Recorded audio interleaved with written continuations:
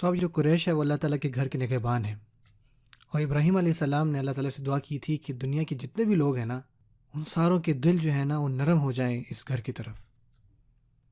ٹھیک ہے، کہ لوگوں کے دلوں کی نا ایک محبت ہو ان کے دل میں اللہ تعالیٰ کے کعبے کی طرف، اللہ تعالیٰ کے گھر کی طرف.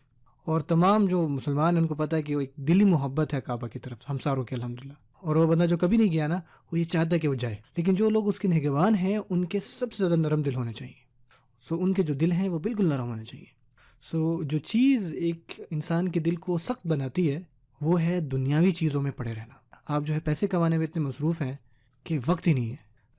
اتنے آپ دنیا میں چلے گئے ہیں اور مصروف ہیں کہ اللہ تعالیٰ کی عبادت کے لیے آپ کے پاس وقت ہی نہیں بچتا، اور اس وجہ سے آپ کے دل جو ہے وہ سخت ہو جاتے ہیں.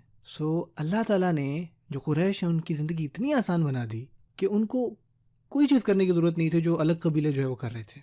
لیکن اگر یہی لوگ جو ہے بھوکے ہوتے یا کھانا نہ ہوتا ان کے پاس، تو ان کو صرف کھانے کی کہاں سے آئے گا اور یہ ساری چیزیں، اور ان کے پاس کوئی وقت نہیں ہونا تھا اللہ تعالیٰ کی عبادت کا. اللہ تعالیٰ نے عرب کے ساتھ کیا کیا کہ ان کو جو ہے یہ معاشی طور پہ ان کو اللہ تعالیٰ نے ان کا یہ برڈن ختم کر دیا.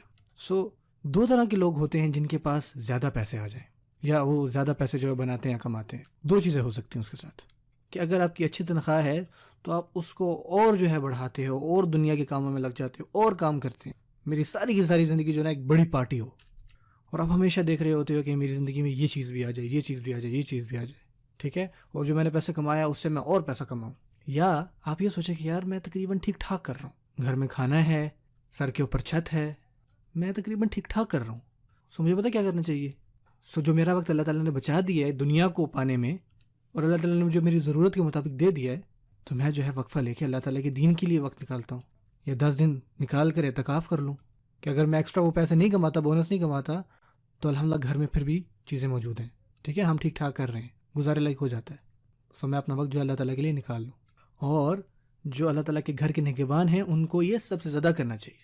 ٹھیک ہے، میں آپ کو ایک واقعہ بتاتا ہوں. مطلب میں جو فزیشین ہیں ان کے اوپر کوئی بات نہیں کر رہا، لیکن اگین بڑی اچھی بات ہے، انشاءاللہ آپ سنیں تو اس کو آپ فائدہ ہوگا. میرا ایک دوست ہے جو کہ فزیشین ہے، جو کہ پارٹ ٹائم کام، اور وہ ماشاءاللہ اچھا جو ہے وہ کما لیتا ہے. ٹھیک ہے، مطلب آپ کہہ لیں کہ ٹھیک ٹھاک جو ہے وہ بنا لیتا ہے پارٹ ٹائم کام کرنے سے. اور آپ کو اس کو کہتا ہے کہ یار تم پارٹ ٹائم کیوں کر رہے ہو، فل ٹائم کام کرو. اور کہتا ہے کہ ہاں میں کر سکتا ہوں، میں جو ہے اگر 1,00,000-2,00,000 کما رہا ہوں تو اس کی بجائے میں 7 لاکھ یا 8 لاکھ مہینے کا کما سکتا ہوں. لیکن جو باقی کا وقت ہے میں اس میں اپنا قرآن سیکھ سکتا ہوں، اپنے بچوں کے ساتھ وقت گزار سکتا ہوں، ان کو خوش رکھ سکتا ہوں. تو کیا فائدہ، میں کس کے لیے پیسے کما رہا ہوں؟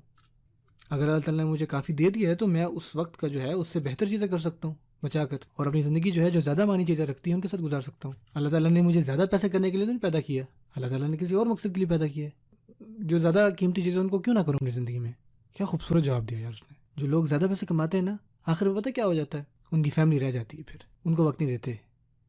پیسے کمانے میں ٹائم اتنا لگا دیا، آپ جا رہے ہیں، کام کر رہے ہیں، اوور ٹائم لگا رہے ہیں، جو ہے پھر چھٹیاں بھی نہیں ہیں، گھر آ رہے ہیں، لیٹ آتے ہیں، جب بھی آتے ہیں بچے سو رہے ہوتے ہیں. ٹھیک ہے نا، اور ان کو کوئی اٹھاتا نہیں ہے، اور آپ سب سے پہلے اٹھ کے جو ہے وہ کام پر جا رہے ہوتے ہیں. نہ آپ ان کو دکھتے ہو، نہ ملتے ہو. اور جب آپ کی ہفتے کے اینڈ میں ملاقات ہوتی ہے، آپ تھکی اتنے ہوتے ہو کام سے، ان کے ساتھ کوئی تعلق ہی نہیں ہے. جب بھی وہ آپ کے پاس آتے ہیں آپ ان کو کہتے ہو اپنے کمرے میں جاؤ، کیا میں نے تمہیں کھلونے نہیں لے کے دی، ان کے ساتھ جا کے کھیلو. ٹھیک ہے، اتنے پیسے جو خرچ کیے میں نے. اور انہی بچوں کا پھر آپ سے جو ہے وہ فاصلہ بڑھتا جاتا ہے، کوئی تعلق ہے ہی نہیں. ٹھیک ہے، صرف پیسے ہی ہیں. اور جیسے ہی وہ جوان ہوتے ہیں پھر کیا ہوتا ہے، پھر آپ کے پاس وقت ہوتا ہے، بہت ٹائم ہوتا ہے، اور آپ چاہتے ہو کہ آپ ان کے ساتھ جو ہے اپنا وقت گزارو. کہتے ہو کہ یار بچے مجھ سے بات کرو، میرے پاس بیٹھو. نہیں جی مجھے جانا ہے باجی، بڑے کام ہے، میرے پاس ٹائم نہیں ہے. جو آپ نے ان کے ساتھ کیا جب وہ چھوٹے تھے، پھر آپ امام صاحب کے پاس جاتے ہیں مسجد میں کہ مولانا صاحب میرا بچہ مجھ سے بات نہیں کر رہا، مجھے نہیں پتا میں کیا کروں، میری جو بیٹی ہے میری طرف دیکھتی تک نہیں ہے، جب بھی میں اس سے بات کرتا ہوں آگے سے کہتے کہ نہیں میں بیزی ہوں. بھائی آپ ہی نے فون لے کے دیا تھا نا اس کو، اور آپ نے انلمیٹڈ جو ہے انٹرنیٹ دیے تھے، تو آپ کس کو کہہ رہے ہیں پھر یہ بات.